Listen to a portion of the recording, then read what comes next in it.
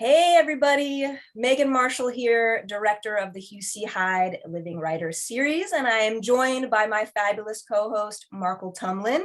Hello, everybody. And we are so excited to share with you the lineup for our spring 2022 series. And the first thing that I want to mention is that for the first time now in 2 years, we are dipping our toes back into the waters of in-person events. And so 2 of our events this semester are going to be actually held physically on the campus of SDSU back in Love Library, room 430. Very excited about this. Markel, what do you think? How are we feeling?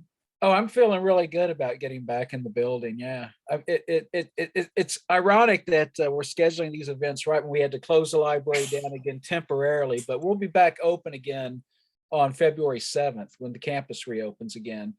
And yeah, we're looking forward to, the library's been encouraging in-person events, and we're ready to start doing them again. So it'll be nice just to do a couple this semester and kind of ease back into it. And Yes, yeah. but who knows what might be possible by the fall. So that's right. I mean, hey, we could be fully back in person as we were pre-pandemic, but we're going to see, like you said, we're feeling it out this semester. Of course, implementing all COVID protocol, make sure everyone is staying safe. And though we cannot guarantee a live stream for these events, we will at least be recording them. So for those of you who may not be able to join us physically on campus or may just, not feel comfortable gathering in this sense yet, you will at least be able to view these recordings of the events on our YouTube channel. So keep an eye out for that. But that brings us to our very first event of the semester in less than a month away, actually, which will be a virtual event. So on Zoom, which is on February 16th, 7 p.m. We are beginning the semester with the Lori Akuma Memorial Reading, featuring award-winning author and actually Utah's Poet Laureate, Paisley Rectal. So I'm very excited. We're kind of starting off with a bang here. And she's going to be joining us virtually. And the standard sort of sequence will follow. So she's going to read a little bit from her eclectic body of work, and then she'll be able to answer some questions from attendees. Well, that was a question I had for you. Do you know what she's going to read from? Because she's got such a diverse collection of things that she's written. I noticed that her latest book is the appropriate, I guess is how you would say that, considering the context that she's using that word. Because I was looking at it, I was like, is that appropriate or appropriate? But I guess yes, she's talking about appropriation. So I was wondering if she's going to read from that, or if she's going to focus on her poetry, or. So I chose in our Living Writers class, we're going to be focusing mostly on her most recent collection of poetry, which is called Nightingale. Nightingale, okay, yeah. However, but like you said, she does have a very diverse body of work, and she's been working in her position as Utah's Poet Laureate. She's been working on these sort of multimedia interactive projects.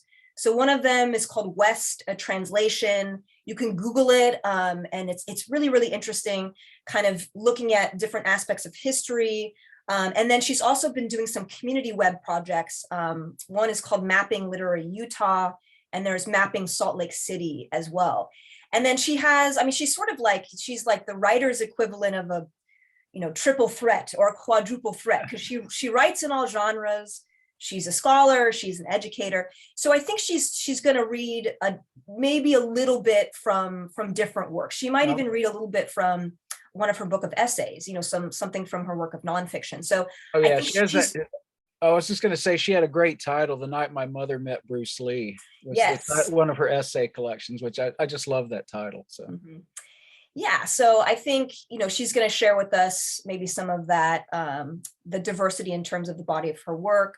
But then, definitely reading some poems from this collection, Nightingale. And I think at least talking about some of these multimedia projects that she's done for the community in her position as Utah Poet Laureate. Yeah, it should be a really great event, man. She's got a lot going on. She does. Yes. We are lucky definitely to have her in general and to start the semester with such a strong presence, definitely in the literary world. And that was what, the 16th of February? That is correct. Yes. Wednesday, February 16th, 7 p.m. via Zoom. And you can grab those Zoom links off of our website. And that should be updated by the end of this week. Oh, just one other thing I wanted to add about her that I found really impressive was that she was the guest editor for the Best American Poetry collection 2 years ago. Yes. And I thought, wow, they probably don't get the bad poets to do that. That's what I'm saying. She's like, maybe the quintuple threat of the literary world. That she really has done. Editor too, yeah. Yeah, all of these great things. Yes, right. She's, just add another feather to that cap. Exactly. So I think that's going to be a really, really interesting Q&A and of course, and a reading. Yes. So then the next we have a couple events in March. The first is a virtual event, which is on March 9th at 7 p.m. with an acclaimed author, Elizabeth Velasquez, who's going to be reading from her debut novel in verse, which is called When We Make It. And she kind of has an interesting background, maybe didn't kind of start out as a formal writer, but her work, this novel in verse, has really been gaining a lot of notoriety. It was named recently like a book to watch for by the New York Times. So, and it's technically it's a young adult novel in verse. Yeah, there's a growing interest in that particular genre, in the nation, but also at SDSU. So I think it's really exciting that we're getting more writers like that to come read, because there's so much local interest in that. So I'm really looking forward to that. And and I also did note, I think we mentioned earlier when we were talking before, that she is also, of all the virtual events that we'll be doing, she is phoning in from the greatest distance. So she's calling in from the East Coast. So if she's a little tired, we'll know why. So that's right. And I am so grateful to these authors who are joining us from different time zones, because we start a little bit later here on the West Coast. And so they are staying up extra late just to be with us and to give us their time so graciously. So we are very, very thankful. Well, it's a good thing we start at 7 instead of 8, because, I would hate for them to have to start at 11 o'clock their time. So yeah, that would require a lot of caffeine maybe to stay motivated to actually give a performance at that time. So yes, we are very grateful to Elizabeth. And Markel, and as you've noted, and something that we were discussing, is that just over the past year or so, I've really seen an increased interest in middle grade, young adult, and also children's literature among my own students. I would say in my fiction class last semester, 3/4 of the students were submitting YA work in fiction. And so I thought, there's really, and just the proliferation of like Netflix shows and things that are being, that are based on like young adults novels, middle grade novels. And so I thought, why not bring some great children's YA middle grade authors to read for our students and to share their experiences, because it seems like they're really, really into it. And it's just definitely a growing genre. Yes. And that kind of takes us into the next event, which is our first in-person event of the semester. I know, yay! Hopefully everything works out and we can actually still pull this off. But so we're featuring two of the SDSU faculty, one being LaShawn Daly, who was just hired actually a couple years ago as an assistant professor in the Department of English and Comparative Literature. She also has a specialization in Black children's literature. And so she's going to be a part of this panel, as well as Matt De La Pena, who's faculty member for our MFA program, and of course, a very highly decorated young adult and children's book author. And then we also have Chris Barron, who is a graduate of SDSU's MFA program. He's first and foremost a poet, but has now 2 middle grade novels that have been published and a couple more in the works. So he's another, I think, force to be reckoned with in this genre of young adult middle grade children's lit. Very well received, both of his books. New York Public Library selection. What was the other one that I saw? It was book list, highly recommended. Starred reviews. So yeah, very, very well received books. Also interesting that they're young adult novels in verse, much like the previous reader from the previous event. So yeah, Chris is, I've always enjoyed when he's read before, because this is not his first time reading with us, and so it'll be nice to hear the new one. Mhm. And yeah, what a great lineup, all three. Yeah, and so I thought it would, again, because I've just seen this growing interest in this particular kind of genre.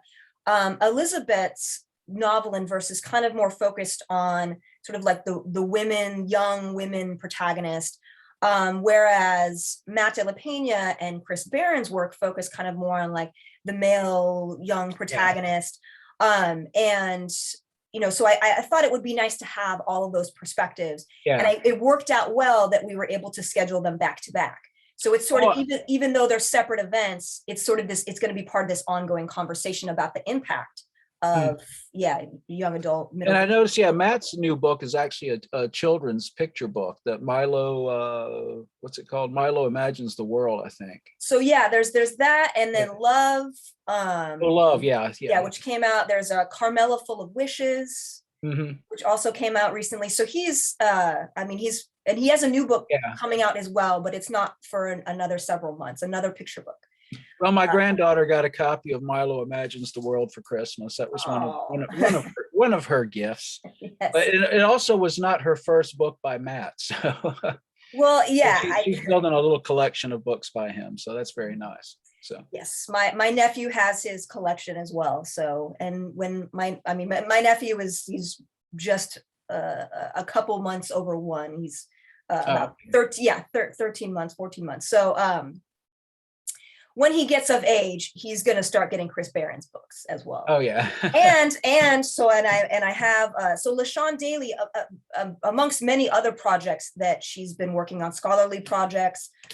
She does work in choreography and movement and performance, but she also wrote an illustrated children's book called Mr. Okra Sells Fresh Fruit and Vegetables, based on an actual individual Mr. Okra from the New Orleans area where she lived for a while. And so my nephew will be getting this as well after the event. I'm hoping LaShawn, Dr. Daly will sign it. Yes. I'm sure she will. Anyway, I was really interested to read about her background in performance and dance. And I was just kind of curious about how that kind of background might influence her performative aspect of reading, Mm-hmm. So. Well, yeah, absolutely. And I think that event is going to be kind of cool, because they'll each read a little excerpt of their work, and then it'll be a conversation, a panel, so folks can ask questions, and they can just talk a little bit about this impact of connecting with young readers. Yes. I think Anyway, that's going to be a great event. Can't wait. Yes, so March 16th. And I can't wait to be there with everybody in person. Yes, can't wait to just sit in that front row in room 430 and just take it all in. Well, you'll sit in the front row. I usually sit in the back. That's right. Yes, you have your designated chair. Yes, that's right. In the back, you're like the bouncer for. It's kind of true. In a way, I know. So. All right. Well, that takes us to our final two events of this semester, which are taking place in April. The first is a virtual event, which is happening on April 6th. 7 p.m. We have award-winning author Maurice Carlos Ruffin, who's going to be most likely reading from his collection of short stories, which is called The Ones Who Don't Say They Love You. And it is a stellar collection. I had seen a couple stories in online publications, and I just fell in love with his writing style. And it was sort of I didn't expect that he would agree. I just did, I just wasn't sure. But when I emailed him with an inquiry about doing the series, he responded just a couple days later and was very excited about it. So I'm so happy that we have him this semester, at least coming to us virtually, possibly from Mississippi, maybe from New Orleans. We're not quite sure where he's at in the world, but he's going to be with us on Zoom. Like we said, we know it's a southern state in the central time zone. So yes. So again, staying up a little bit late to be with us. Well, both of his collections have been New York Times Editor's Choice books. And so, this is something, and I'm just can't wait to hear him, because I've read several short story collections over the past year, and I'm just kind of into short stories right now. So I have kind of a personal interest in it just because of the format. So yeah, looking forward to that. Yeah. And what's interesting about him as well is that he was a corporate lawyer for, I think, I mean, until he was maybe about 40 when he decided to quit and pursue writing full time, and eventually, you know, obviously scholarship and teaching. And so it was just, he's kind of talks about always having that nagging sense that he was in love with literature, and he always was writing on the side, but never felt like he could be like a real writer. But eventually he just decided that it was his passion and he really wanted to pursue it. And so I feel like that's so brave to quit a well-paying career after so many years because of your love of literature. And I think it's a testament to the power. Well, that also might explain why his books are New York Times editor's choice. He brings a certain passion to his writing, perhaps, because of what you just said. I mean, you know, how much do you have to want to write to do that? Absolutely. And just in that sense that we always hear that, you know, it's hard to be a writer, and if you're in it, it's hard to make a living of that, right? So you don't really do it unless you really need to do it. And it seems like he really needed and continues to need to do it. So I'm happy he made that choice to I was going to say good for us. Exactly. Yes. Thank you, Maurice Carlos Muffin, for doing that for us. Exactly. And then our final event of this semester will be an in-person event as well. So we're going to end with maybe hoping that this gives us the allowance to transition to more in-person events in the fall semester. But we have award-winning poet Atsu Riley, who will be reading on April 27th, 7 p.m., Live Library Room 430. And again, for those who cannot join us in the physical sense, we will at least have the reading recorded so that you can watch it later on our YouTube channel, should you want to tune into that. I was going to say this is very hopeful too, as far as the in-person aspect, since this writer is actually traveling here from, I think, the Bay Area. So, yes, you know, this will involve travel to an in-person event. So that's very exciting. Yeah, and he wanted to go with the book tour, the traditional book tour. I think, you know, for some, maybe the virtual events are becoming a little bit cumbersome, and that's understandable. It's, you know, we can capture only maybe so much of that essence that we can in the in-person events. So he will be traveling down, visiting different bookstores, different schools, and so we are lucky to be part of that journey for him. And, you know, Riley's a highly decorated poet. It's been several years since he's come out with a new collection, but I think, you know, I'm excited to share Herd Horde with my students, and I'm going to be really excited to actually have him in person on campus and be interacting with us. Oh, yeah. Well, the new book has been getting great reviews. I was looking at some of those, so I'm just very excited to hear him read it in person. Yeah, it's already been, I think, longlisted for PEN America's Poetry Award, a Boston Globe Best Book of 2021. So, you know, it's already gaining a lot of good momentum. So it'll be definitely good to end our semester. So again, we're starting our semester in a really great place. We have strong writers, a lot of different perspectives throughout the semester, and then ending hopefully with a wonderful in-person event. Oh, yes. Back on campus. And then maybe that'll just portend more in-person events in the fall. So that's what we are certainly hoping for. That is what I am. I guess from his perspective, wanting to do it in person, it's a choice of, do I want to look at a screen full of avatars, or do I want to look at a room full of people with masks on? So yes, yeah, exactly. Well, hey, you know what? There's sacrifices in both sense, but as you mentioned, Markel, and as I mentioned earlier, I feel I'm cautiously optimistic about possibilities for the fall semester, having more events back in person as we were doing pre-pandemic, but then also having those options open for, you know, those of you who have maybe joined us from places outside of San Diego and want to continue to do so.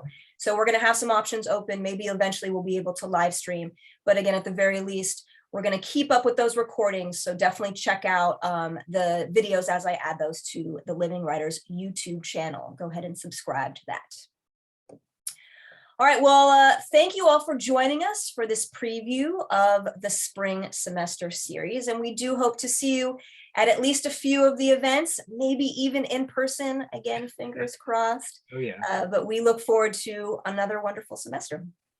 Yeah. Thank you, everybody. And we'll see you either on the computer screen or in person. Yeah. All right, thanks. Looking forward. Yeah. Bye-bye.